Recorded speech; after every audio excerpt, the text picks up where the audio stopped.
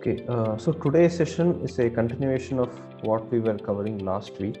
So last week, if you remember, we saw how to create certain basic data visualizations in Python. Today, we will see how to create a few other types of visualizations. So let me share my screen. So last week, just to recap briefly, we talked about the 8 types of visualizations: the horizontal bar chart, vertical bar chart, clustered bar chart, stacked bar chart, line chart, pie chart, line histogram, and scatter plot. So today we'll talk about how to create a few advanced visualizations, namely the bubble chart, box plot, waterfall chart, Venn diagram, tree map, and marginal plot.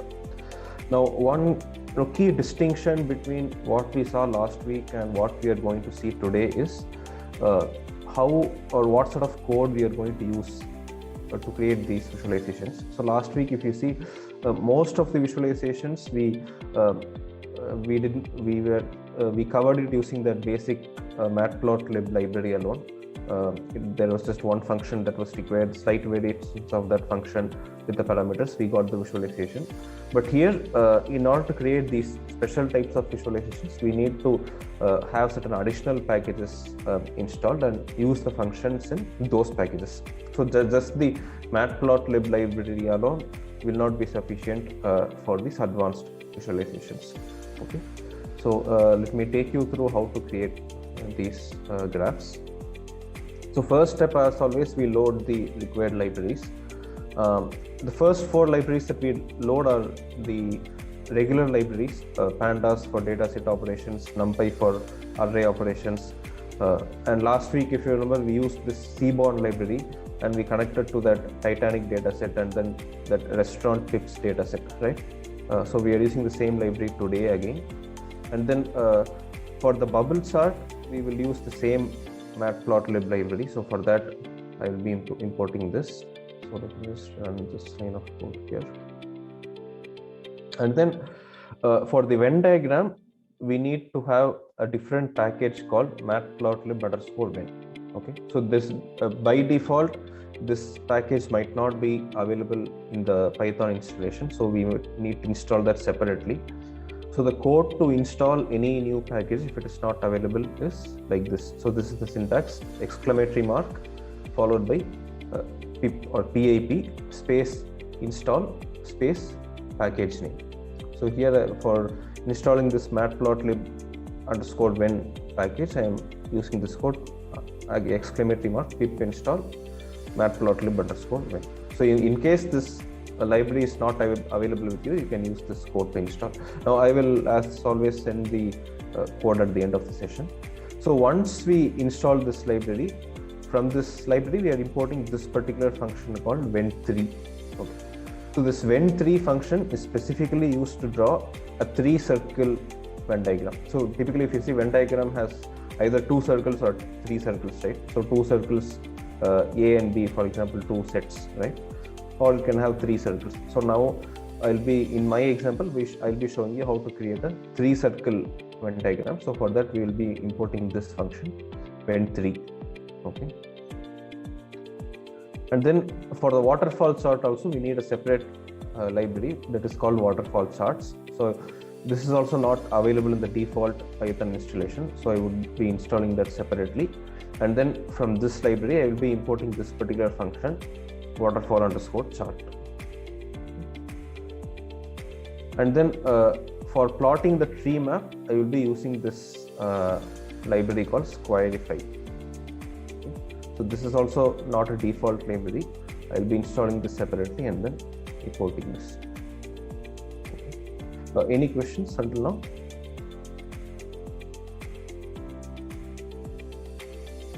Okay. So let me move on. So first type of chart that we'll be creating today is the bubble chart. Now this is very similar to the scatter plot that we created last week. You can see that the function that we are using to create the bubble chart is also the same. Okay, but the difference between the scatter plot and the bubble chart is that in order to create a bubble chart, you will be specifying this additional parameter of bubble size. Okay. So to create the scatter plot, you will need two variables, right? So one on the x-axis and the other on the y-axis. For the bubble chart, you're just converting that scatter plot into a bubble chart by specifying the bubble size also. So whatever data set you feed into the scatter plot function has to have three parameters: x parameter, y parameter, and the bubble size parameter. Okay, so that is what we are creating here. So instead of using a regular table data frame, we are creating a set of random numbers which follow normal distribution. So this is also useful to know. So I'm specifying a variable n is equal to 100, right? And what I'm doing is I'm creating a set of numbers x which has a random distribution, normal distribution. So for that, I'm using this particular function from the NumPy library. So I'm randomly generating numbers which follow normal distribution, and this normal distribution will have a mean of 170, a standard deviation of 20, and it will contain n numbers, that is 100 numbers. So just see, after I run this line, you can see that this X array has been created of size 100. So it has 100 numbers because of this n is equal to 100, and the average of this distribution will be 170, and the standard deviation will be 20, and it will follow a normal distribution. Okay. So similarly, I'm creating one more array of numbers called y. So this I'm just adding certain random numbers to this x distribution. So this will also follow a similar random distribution. So here I'm creating a set of 100 numbers with a mean of 5 and the standard deviation of 25, and I'm just adding it to the x values. Okay, this is just a random set of numbers that we are creating. No need to bother too much about that. Okay, and then you see this next variable that I'm creating called as area. So this area is what denotes the bubble size. Okay, so this is also a set of random numbers. I'm just generating 100 random numbers and I'm multiplying them by 25. Okay, and then I'm raising it to the power of 2. Now typically in other tools that you might have used for the power, you might have used this particular symbol that you get when you press shift plus 6, right? This symbol is what you use. But in Python, in order to calculate the power of a number, you use double star or double asterisk. Okay. So this basically what this means is I will generate 100 random numbers.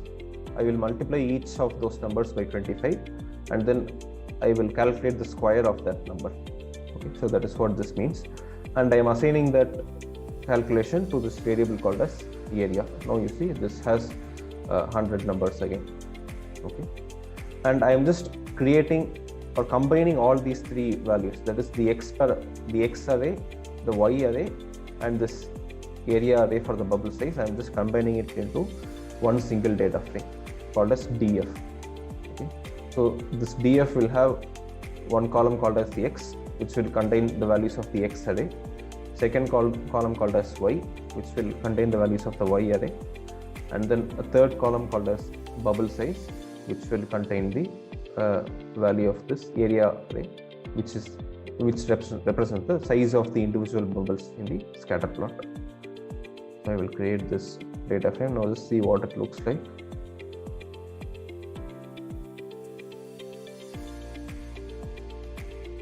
Yeah, so you can see we have the x values here, y values here, and against them we have the bubble size also. So all numbers have been generated randomly. Okay. So in order to plot the bubble chart, we use the same scatter function that we used last week. We will specify the x and y parameters first, and then we will specify one additional parameter s, which denotes the size of the bubble, and the s values will be coming from this bubble size column in the data frame that we just created. Okay, and alpha, if you remember, it is used to denote the transparency of the bubbles, and then the data that I am using for the chart is basically the data frame that we have just created. Okay. So I'll just run this block of code together. So you go to this plots here, and then you can see the bubble chart has been created. So as you can just specify whatever the title or x-axis, y-axis titles that you want over here in the code. Now that you can see, that the bubble chart has been created, and you can also see that the bubbles are transparent. That is, you can see a few bubbles underneath the large bubbles, right? So that is what this alpha parameter does. It gives you the transparency in the chart. Okay. So this is as far as the bubble chart is concerned. Any questions until now?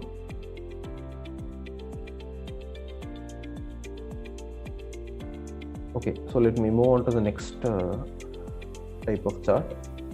So next type of chart is the box plot. Now for box plot also, we will be using a set of randomly generated numbers which follow a normal distribution. Now this set again, so this has 200 numbers with a mean of 100 and a standard deviation of 20. Okay, I'm just calling this set as data. Okay, so go to variable explorer. Now you can see this data has been created with 200 numbers following a normal distribution. Okay, now I will just in order to create the box plot, this is also very simple. We'll be using a function which is already available in the matplotlib library, which is called as box plot, and this box plot function I will be applying on this data or on the set of random numbers. Okay. And as always, I can specify the titles for the chart and the x and y axis. Now let's see what happens when I run this code.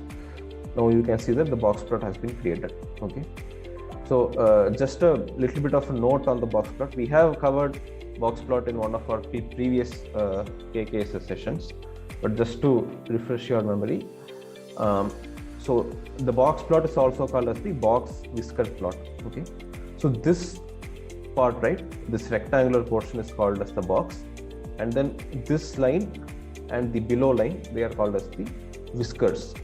Okay, and this particular box, right, this denotes what is called as the interquartile range. So that is the 25th percentile to the 75th percentile. So this line that you see here, the bottom line of the rectangle, this is the 25th percentile in the data, which is around 90, I would say.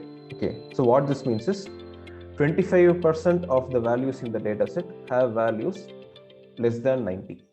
So that is what is called as the 25th percentile. Similarly, this line, that is the top line of the rectangle, denotes the 75th percentile. This basically means 75% of the data has values less than 110. Okay. The middle line in this rectangle is the 50th percentile, which is the median. Okay, so that is to say, half of the values in the data frame lie below the median and half of the values lie above the median. Okay, and then the whiskers indicate the minimum and the maximum values in the data. Okay, but apart from this minimum and maximum value, you can see we have one circle over here and another circle over here. These denote the outliers of the data. Okay, so how a particular data point is determined as an outlier or not is based on a formula. Okay, so that formula is like I'll just show you that formula quickly.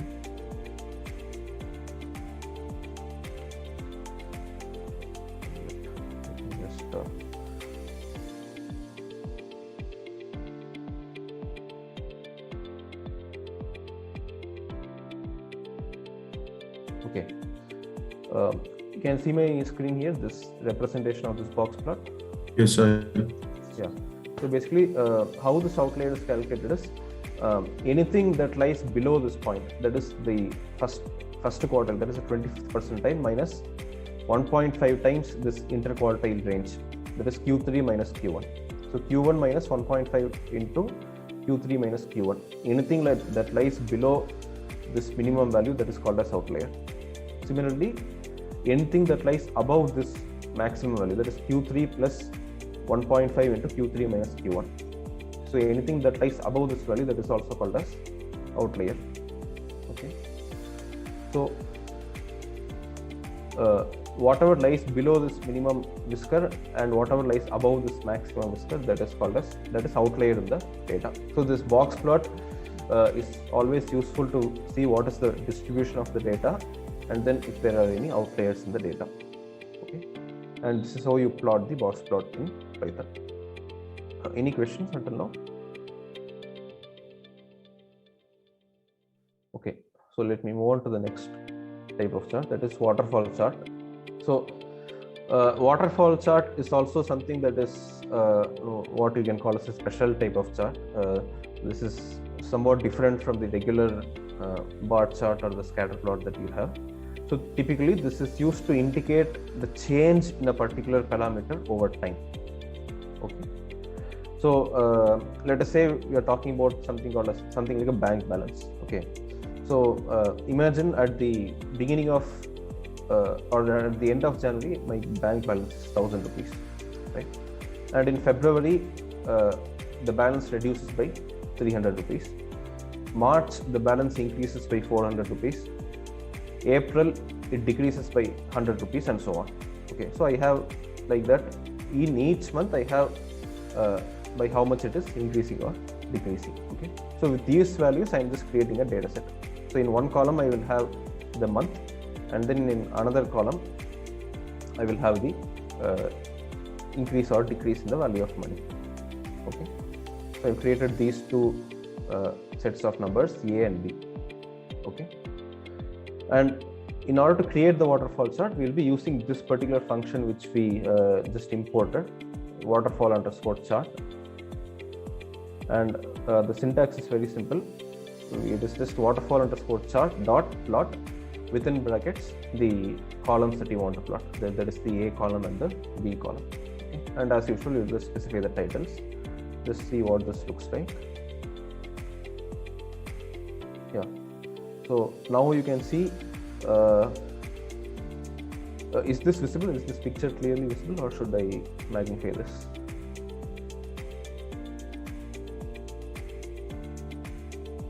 Hello?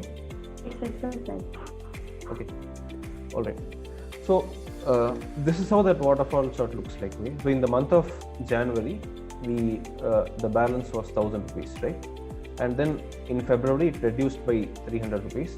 In March, it increased by 400 rupees, and so on. Okay. So in each month, we are showing that increase or decrease value. Okay. And the color by default, what this package will do is it will cover, it will color any positive values with green color and any negative values with red color. So that is what you see here: minus 300, minus 700, minus 300 again. So all these values are in red color, right?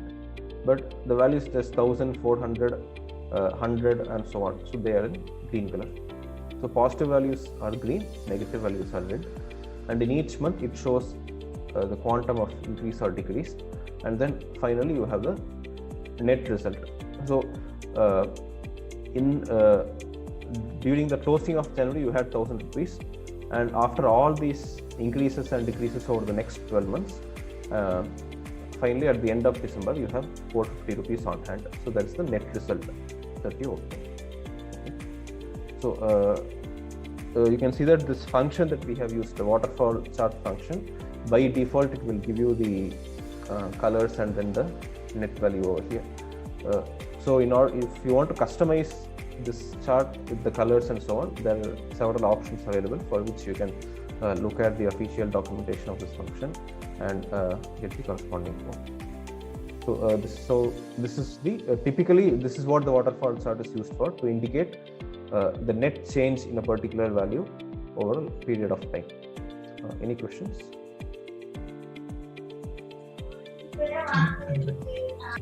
Okay, so let me go to the next part. So next is Venn diagram. This is very simple. So I told you we'll be using this function called Venn3, right? So, and I told you that this is used to create a Venn diagram which contains 3 circles. Okay. So you just specify a set of numbers over here. Now I'll just show you the output, and then you will understand why we are giving these numbers in this particular manner. So the Venn3 function, it has 3 circles, like I told you, A, B, and C, and the order in which you specify these numbers is like a standard order, right? So whatever comes here, that is contained in set A alone, so that is what comes first. and then whatever is contained in set B alone, that is this 8, that is coming second, and then whatever is common to A and B alone, that is coming third, then whatever is contained in C alone, that is 6, that comes fourth, and so on. So this is a standard syntax that we have to follow when using this when3 function. Okay, so there is a similar function called when2, which you can use to create a Venn diagram with 2 circles, and then you can customize the Venn diagram function. You can change the colors here, you can change the labels and so on. So there are a lot of options available for that, but this is the basic format of the Venn diagram in Python.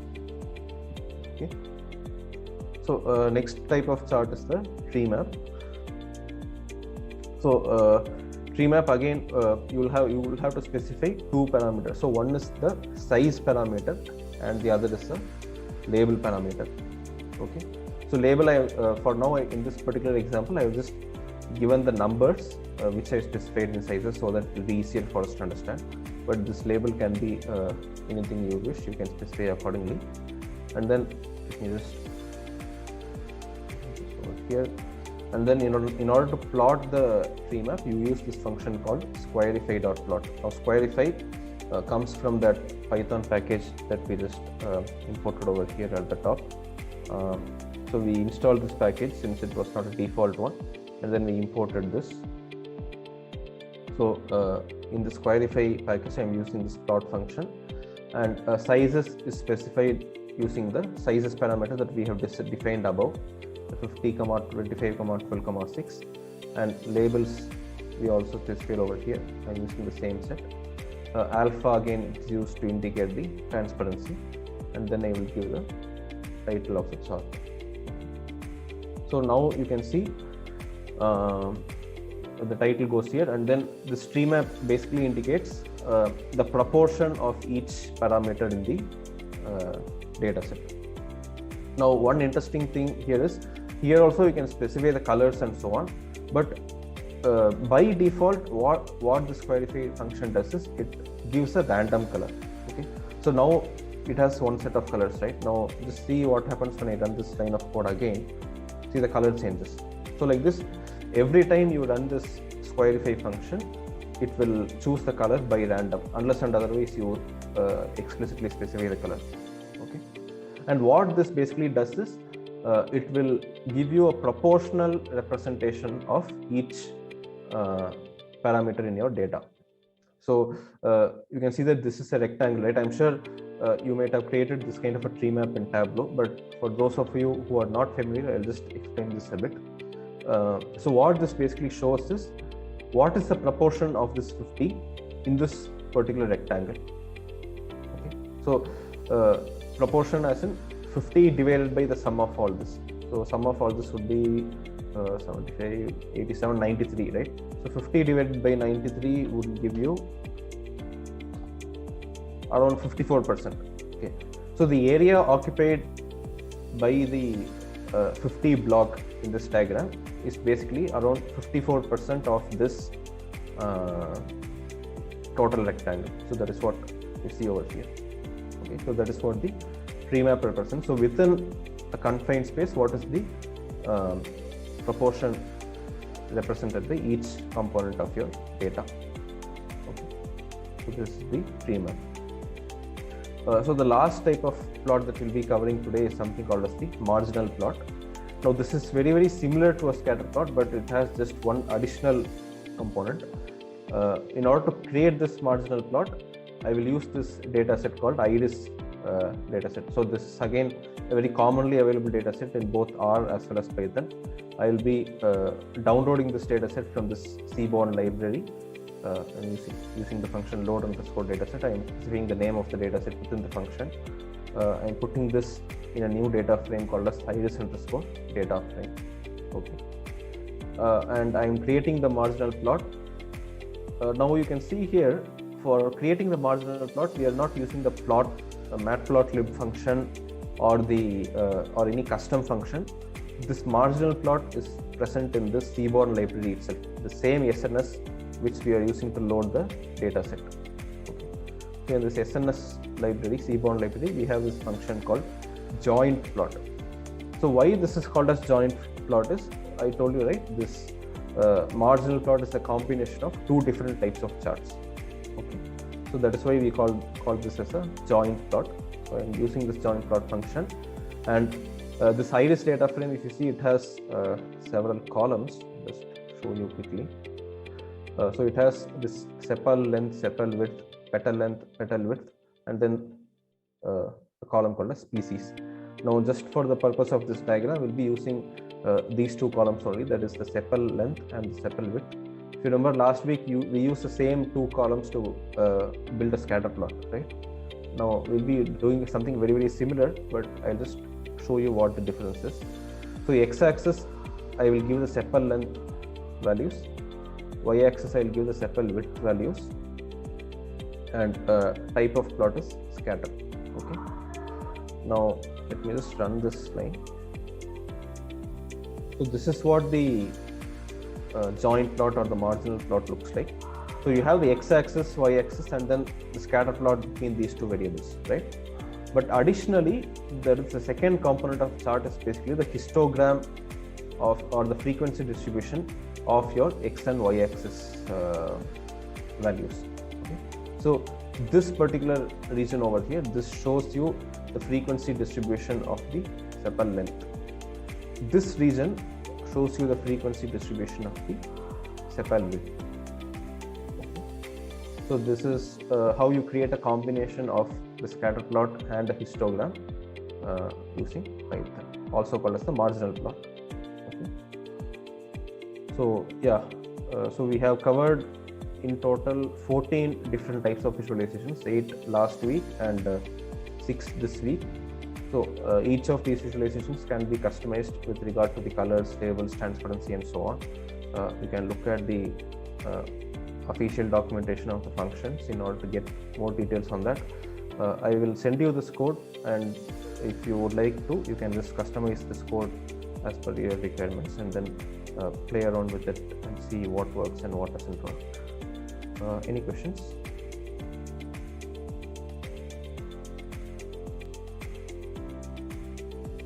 All right, so that is what I had for today.